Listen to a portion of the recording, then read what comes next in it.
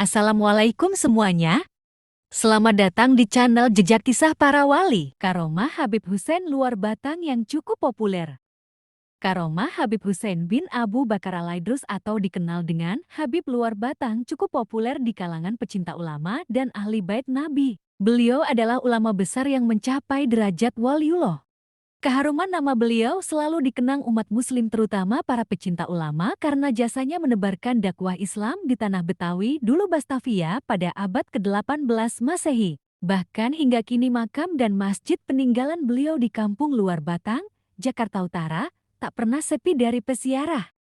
Bagi masyarakat muslim Indonesia khususnya warga Jakarta sekitarnya, makam keramat luar Batang merupakan salah satu tujuan wisata religi. Para ulama dan habaib juga sering berziarah ke makam tersebut. Ada beberapa karomah Habib Hussein luar Batang yang cukup populer. Karomah adalah kejadian luar biasa pada seseorang wali Allah. Karomah merupakan anugerah Allah kepada orang-orang soleh karena ketakwaannya. Habib Hussein bin Abu Bakar Al-Aidrus lahir di Mikab, dekat Hazam, sebuah desa di Hadramaut, Yaman, sekitar 3 abad silam. Tidak ada riwayat pasti tentang tanggal kelahirannya. Pada usia 11 tahun, beliau ditinggal wafat oleh ayahnya. Habib Hussein wafat pada hari Kamis tanggal 17 Ramadhan 1169 Hijriah atau bertepatan 27 Juni tahun 1756 Masehi. Pada masa kecilnya, beliau diasuh oleh seorang ibu yang menafkahinya dari hasil pekerjaan sebagai pemintal benang. Habib Hussein hidup dalam kesederhanaan.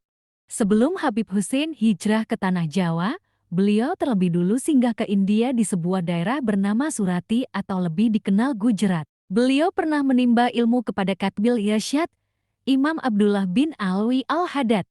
Menurut keterangan Habib Ali bin Hussein Alatas dalam kitabnya Tajul Aras mengatakan bahwa Habib Hussein Al-Aidrus sebelum hijrah ke Indonesia, beliau telah mendapatkan mandat kepercayaan dari guru beliau Habib Abdullah bin Alwi Al-Haddad untuk menebarkan dakwah Islam. Beliau hijrah dari Hadramaut ke India dan Asia Timur, kemudian sampai di Pulau Jawa, tepatnya di Pelabuhan Sunda Kelapa. Setibanya di Pelabuhan Sunda Kelapa, beliau diusir oleh penjajah Belanda.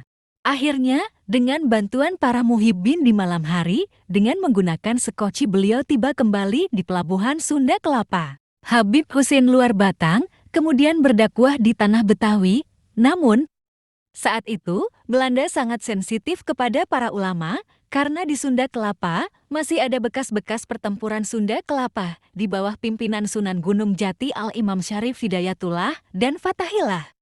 Sehingga penjagaannya sangat ketat, Habib Hussein Al-Aidrus pun dicurigai sebagai pemberontak dan akhirnya dimasukkan ke dalam penjara yang berada di sekitar Gelodok.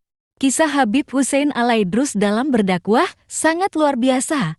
Salah satu karomah beliau di pagi hari berada di dalam penjara, menjelang maghrib tidak ada di dalam penjara.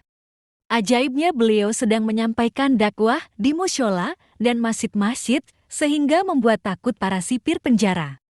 Akhirnya, kepala sipir penjara meminta agar Habib Hussein keluar saja dari dalam penjara, namun beliau menolaknya. Hingga akhirnya seiring waktu beliau bebas dari penjara.